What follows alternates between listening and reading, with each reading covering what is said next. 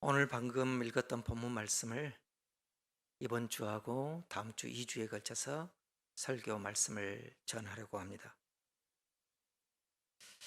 여러분은 주일 말씀을 어떻게 받고 계십니까? 주일 설교는 저와 여러분께 한 주간 동안 살아가야 할 하나님이 주신 생명의 양식입니다. 새 주간이 시작되는 오늘, 우리는 지난 한 주간 하나님이 주신 그 말씀대로 우리가 살아갔는가 성찰해야 합니다. 만일 그 말씀대로 살지 못했다면 하나님 앞에 참회의 기도를 올려야 합니다. 그리고 다시 말씀 앞으로 겸손히 나아가야 합니다. 이것이 바로 그리스도인의 믿음의 태도입니다. 우리가 성전 문을 열고 들어오는 순간 하나님 앞에서 두려움과 떨림이 있어야 합니다. 주일 예배는 시청각이 아닙니다. 주일 예배는 내가 제물이 되어 하나님 앞에서 바쳐지는 제사입니다. 그러므로 주일 예배는 내가 죽는 것입니다. 내가 죽지 않고는 하나님의 말씀은 우리 안에 살아 움직이지 못합니다. 내 생각과 내 자아가 죽을 때 하나님의 말씀이 영으로 우리에게 임하시는 것입니다. 우리는 지난 주일 두려움과 떨림으로 너희 구원을 이루라라는 하나님의 말씀을 들었습니다. 우리는 주님이 나를 위해서 치르신 값비싼 대가로 구원의 은총을 받았습니다. 그렇다면 우리는 도대체 어떻게 살아야 합니까? 값비싼 은혜에 감사하며 구원의 열매를 맺는 삶을 살아가야 합니다. 오늘은 그 말씀의 연장선에 있습니다. 하나님의 흠없는 자녀로 라는 제목으로 설교 말씀을 나누려고 합니다. 다시 말해서 오늘 이 말씀은 두려움과 떨림으로 너희의 구원을 이루라 라는 그 말씀의 연장선에 있는 말씀인 것입니다.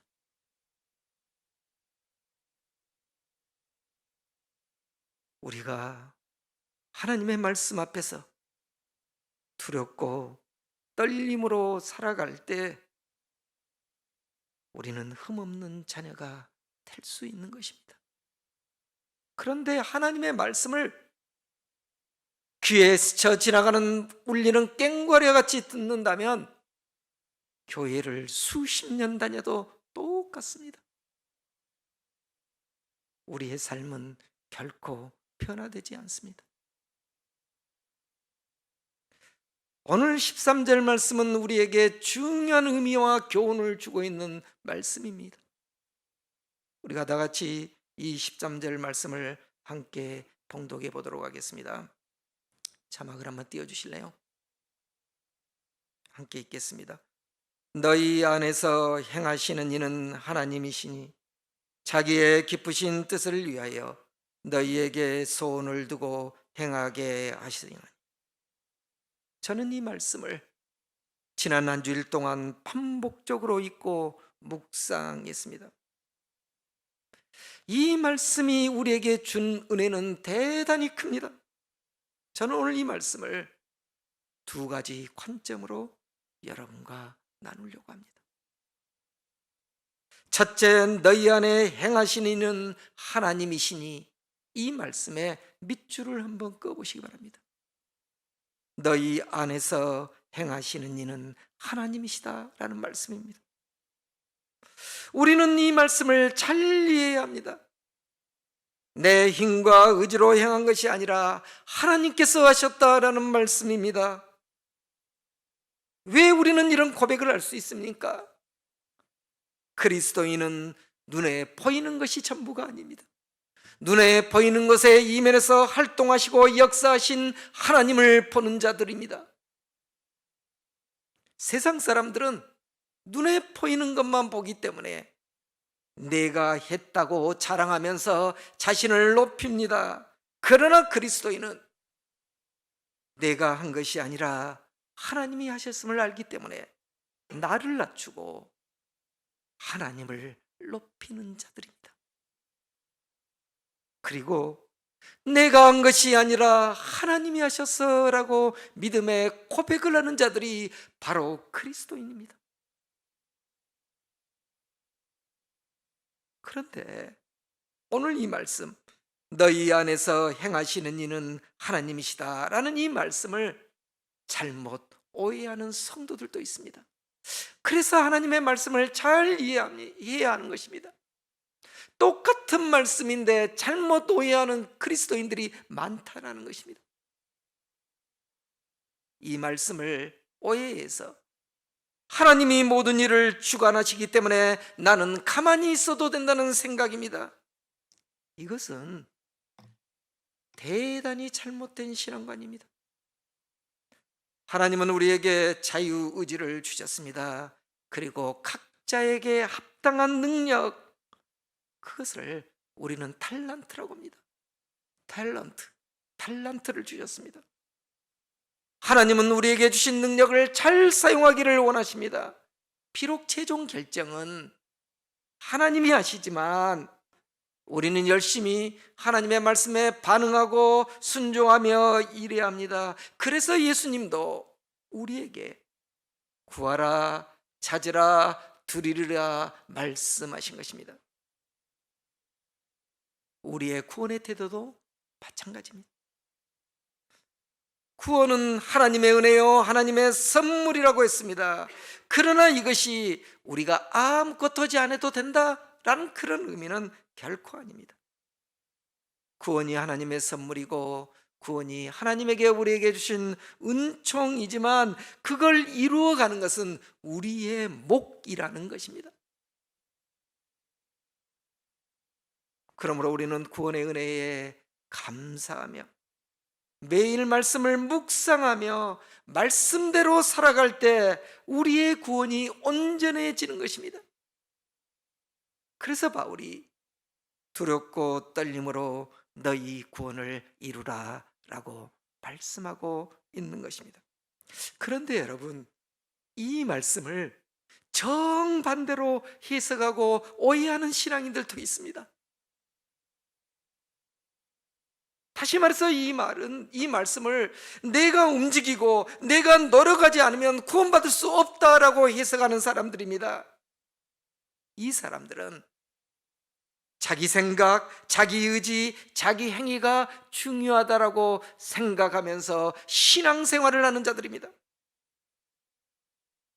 곧 내가 행동할 때, 내가 결단할 때 하나님이 도우신다라고 생각하는 신앙입니다.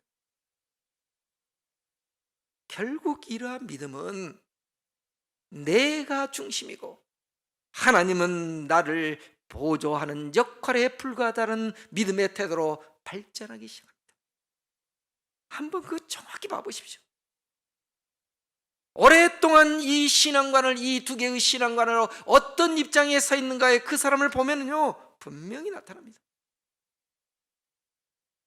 저는 이 같은 믿음으로 신앙생활을 하는 성도들을 많이 봤습니다. 이렇게 가르치는 목사들도 많이 봤습니다. 네가 해야지, 네가 결단하고 행동할 때 하나님도 도우신다라고. 그것은요 50%만 맞는 거예요. 50%. 우리가 한번 구체적으로 한번 생각해 볼까요? 누가복음 15장에 보면 우리가 잘 아는 돌아온 탕자의 이야기가 있습니다. 둘째 아들의 이야기죠. 나의 의지와 행위 그리고 결단을 강조한 사람들은 탕자가 아버지의 재산을 탕진하고 죽게 된 상황에서 자기 죄를 깨닫고 돌아왔기 때문에 구원을 받았다라고 주장합니다. 다시 말해서 탕자가 결단하고 탕자의 행위가 없었다면 어떻게 구원을 받을 수 있냐라고 주장하는 사람입니다. 저는 이 같은 믿음의 태도, 이 같은 주장은 반은 맞고 반은 틀리다라고 생각합니다. 물론 탕자가 아버지의 집으로 돌아왔기 때문에 구원을 받았다라는 말씀은 맞는 말씀입니다. 그러나 그 답은 50%만 맞는 답입니다. 잘 들어야 됩니다. 오늘 제가 말씀하신 거 잘 기억해서 들어야 됩니다.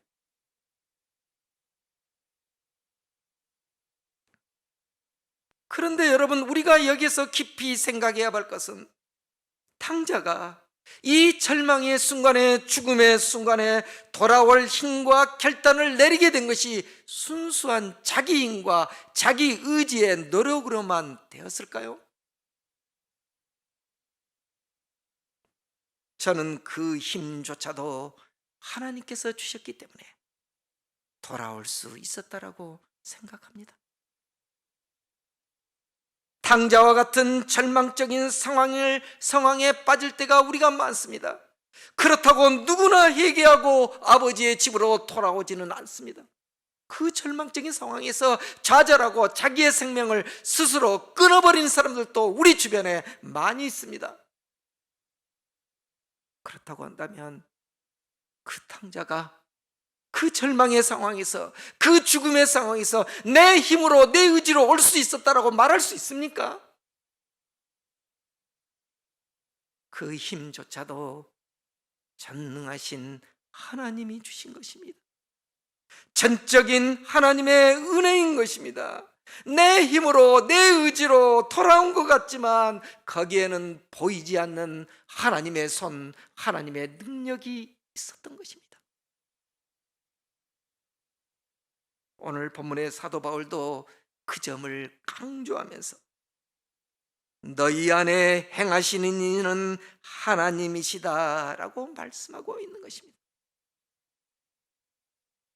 그런데 자기 의를 강조한 사람들은 우리가 결단할 때 탕자가 돌아가기 때문에만 구원을 받았다라는 그 점만 보고 있는 것입니다. 여러분 주변에 한번 봐보십시오. 자기 의지와 자기 힘을 갖고 하나님을 믿는 사람들은요, 나이가 먹어서도 절대 놓지 못합니다. 붙잡고만 있습니다. 놓지를 못합니다. 하나님을 믿는 것이 아니라 그 믿음 속에는 나를 믿고 있는 것입니다. 나의 의지와 내 힘을 믿고 있는 것입니다. 저는 그것이 바른 믿음인가? 그런 신앙이 바른 신앙인가? 저는 이 말씀 앞에서 우리가 두렵고 떨림으로 반성해 봐야 한다고 생각합니다. 진짜 믿음은요, 내 생각한 내 의지를 내려놓고 하나님의 말씀이 미는 대로 살아가는 거예요. 그것이 믿음이에요. 그런데 우리는 내 안에서 행하시는 이는 하나님이심을 제대로 깨닫지 못하고 내 의지로 하나님을 믿고 있는 것입니다. 내 의지와 결단 속에서 하나님을 내 삶의 도구로 삼고 있는 신앙인도 많이 있다라는 것입니다. 그런 믿음을 갖고 생활하면은 세상 사람들과 그리스도인들은 구별되지 않습니다. 수십 년 교회를 다녀도 하나님의 말씀에 순복하는 그리스도인이 되지 못합니다. 내 삶을 하나님께 의탁하지 못합니다. 내려놓지를 못합니다. 마지막 순간까지 붙들며 살아가는 자입니다. 그래서 오늘 2장 13절 말씀은 우리에게 중요한 신앙의 메시지를 주고 있는 것입니다. 사랑하는 여러분, 하나님의 말씀을 우리가 바로 알아야 합니다. 다시 한번 이 13절 말씀을 우리가 함께 봉독해 보도록 하겠습니다. 같이 다시 한번 봉독해 봅시다. 너희 안에서 행하시는 이는 하나님이시니 자기의 기쁘신 뜻을 위하여 너희에게 소원을 두고 행하게 하시나니. 이제 우리가 두 번째로 주목해야 할 말씀이 있습니다. 그 말씀은 자기의 기쁘신 뜻을 위하여 너희에게 소원을 두고 행하게 하시나니. 이 말씀이 무슨 뜻입니까? 하나님이 자신의 기쁘신 뜻을 위하여 우리에게 소원을 두고 행하신다라는 말씀입니다. 쉽게 말하면 하나님은 각 사람을 통해서, 하나님이 택하신 우리를 통해서 이루고자 하는 소원이 있다라는 것입니다. 저는 이 소원을 우리를 통해서 이루고자 하는 하나님의 비전이라고 부르고 싶습니다. 하나님의 비전. 하나님은 우리 각 사람을 지으시고 이 세상에 보내시면서 각 사람에게 하나님의 소원을 주셨습니다. 그렇기 때문에 그 소원은, 그 소망은 다른 어떤 사람과 비교될 수 없는 그 사람만 통해서 이루고 싶은 하나님의 꿈인 것입니다. 그래서 각 사람은 존귀한 존재이고 존엄한 존재인 것입니다. 하나님은 각 사람에게 그 사람에 맞게 하나님이 그 사람을 통해서 이루고자 하는 비전과 꿈과 소원이 있다는 말씀입니다. 이것을 우리는 잘 기억해야 합니다. 그러므로 그리스도인들은 하나님이 나에게 주신 소원이 무엇인가를 먼저 알아야 합니다. 곧 나를 통해서 하나님이 이루고자 한 그 비전이 무엇인가를 알아야 합니다. 그런데 대부분 그리스도인들이 하나님을 믿는다고 하면서도 하나님의 비전을 묻지 않고 내 비전, 내 꿈, 내 소원을 먼저 주장하고 세우고 이루고자 하는 것입니다.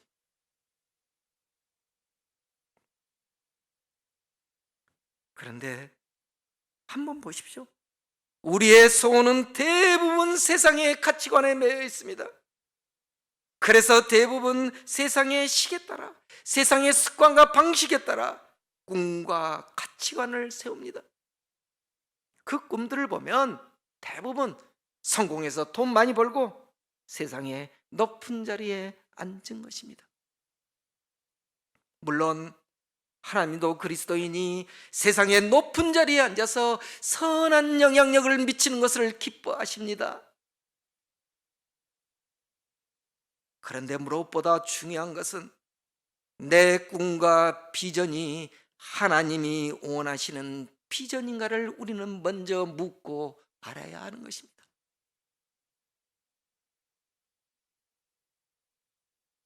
하나님이 나를 통해서, 하나님이 내 자녀를 통해서 이루고자 하는 비전은 따로 있는데 내 고집과 내 소원만 이루고자 한다면 어떻게 되겠습니까?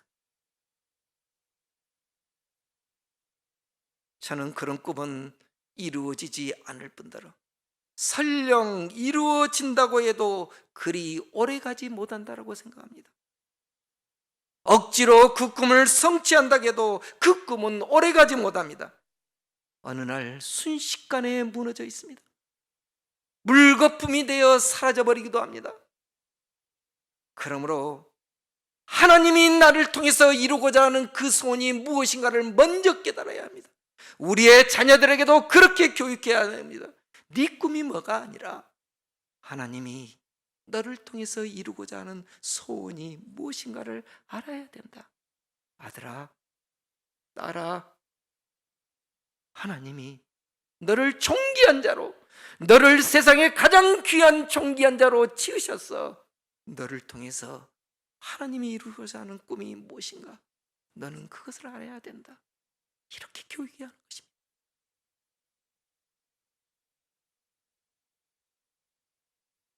그래서 저는 오늘 이 13절 말씀을 읽고 묵상하면서 이 말씀이 우리에게 주는 깊은 의미를, 너무도 심오한 의미를 깨달았습니다. 우리가 꿈 때문에, 또 소망 때문에, 우리의 소원 때문에 얼마나 실망하고 좌절합니까? 오늘 이 말씀은 우리가 어떻게 살아가야 하는가를 깊이 깨닫게 합니다. 저는 성경은 우리 인생의 매뉴얼이라고 생각합니다. 성경은 우리를 창조하신 하나님께서 우리가 이 세상을 어떻게 살아가야 하는가를 말씀하신 우리 인생 사용 설명서인 것입니다.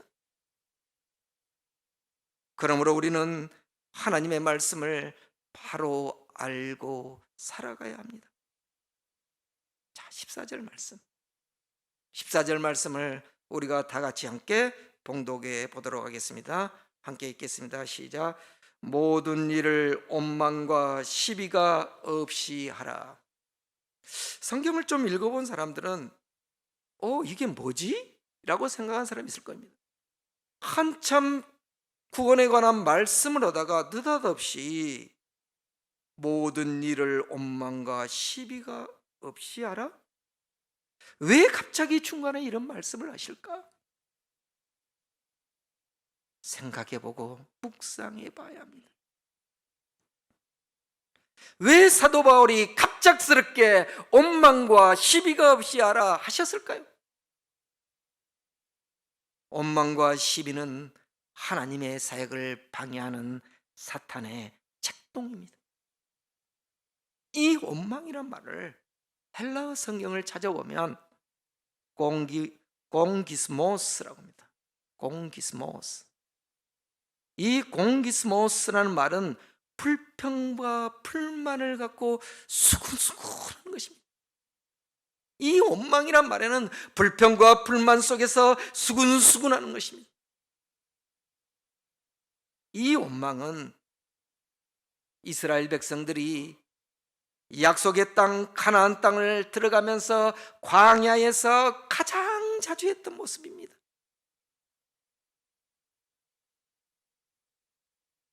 그들은 하나님께서 값비싼 대가로 이집트의 압제에서 구원해 줬지만 그 은총을 망각하고 조금만 불편하면 수군거리며 원망했습니다. 그리고 다시 애굽으로 돌아가고 싶었습니다. 곧 사탄의 속삭임에 쉽게 빠져드는 모습들입니다. 그게 바로 헬라어의 공기스모스라는 단어입니다. 이 시비란 말은 디알로기스모스라는 단어입니다.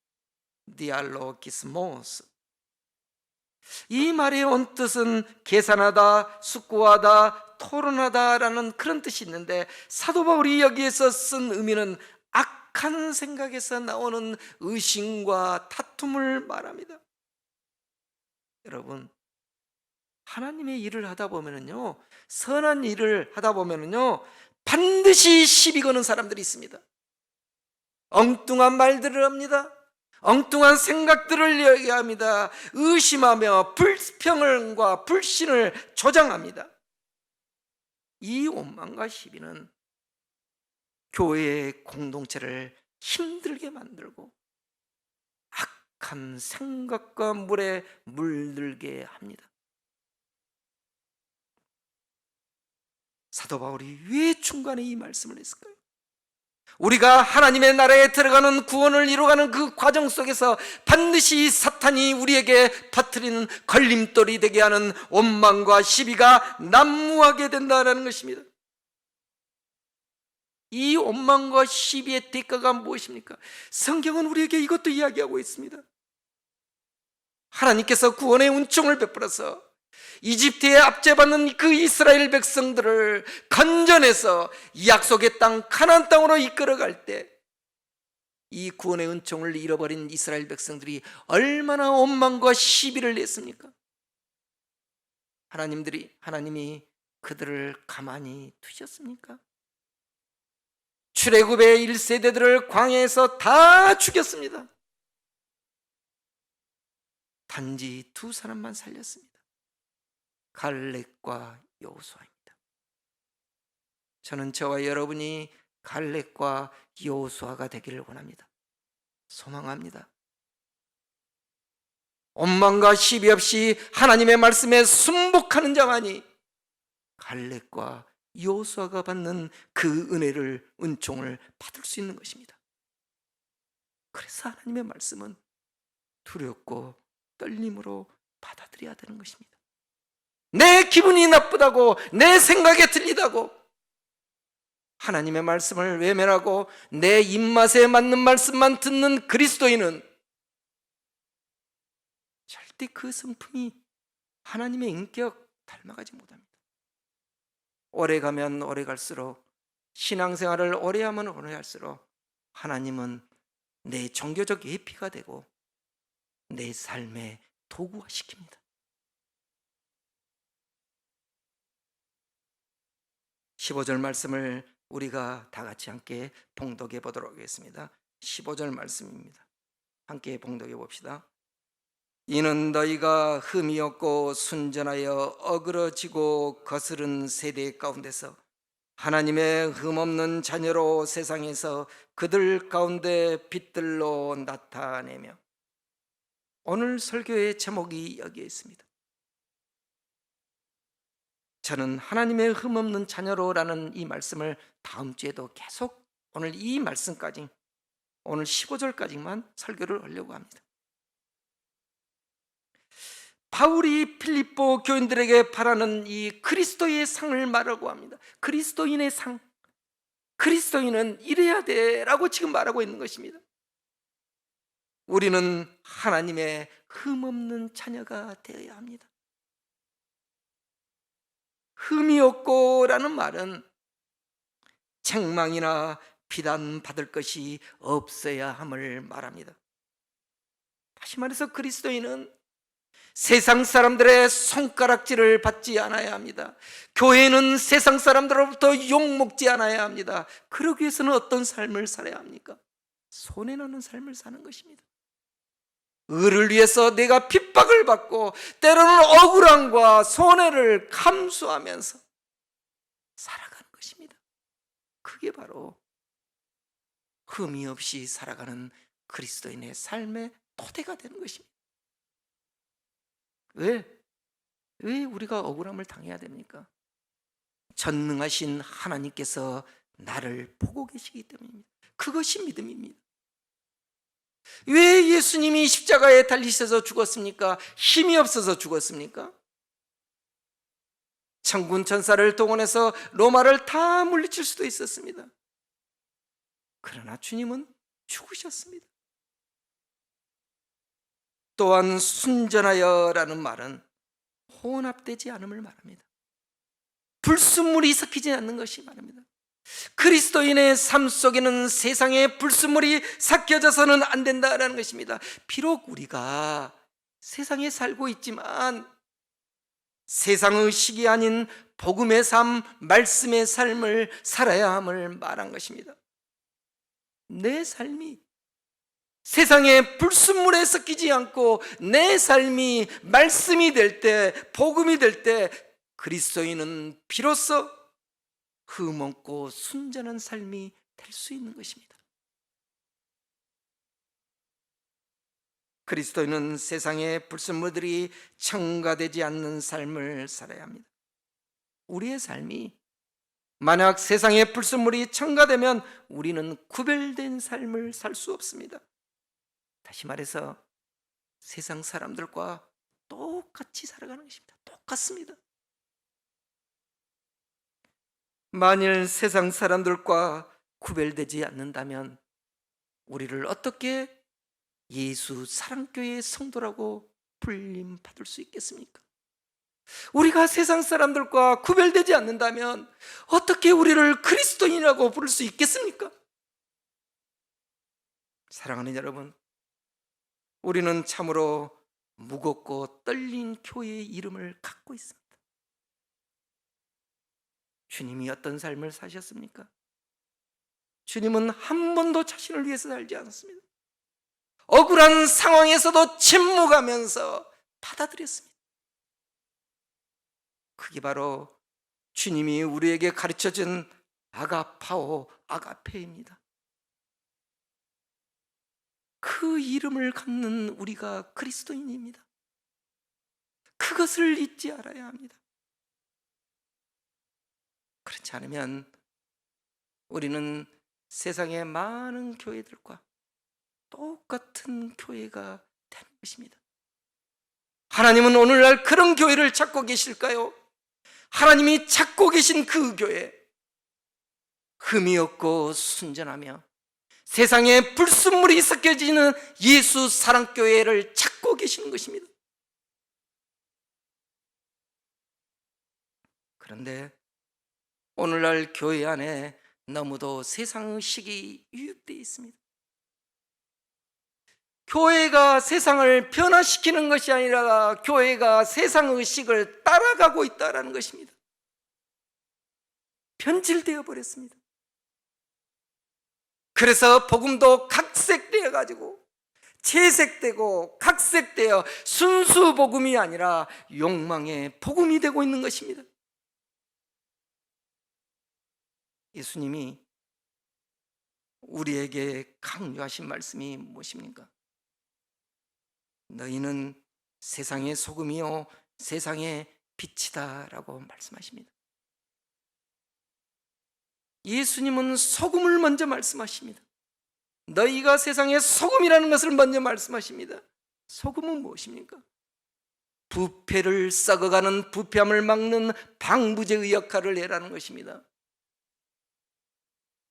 하나님은 그리스도인에게, 저와 여러분에게 세상의식이 아닌 세상의 부패를 막아주는 소금의 역할을 해라고 명령하신 것입니다.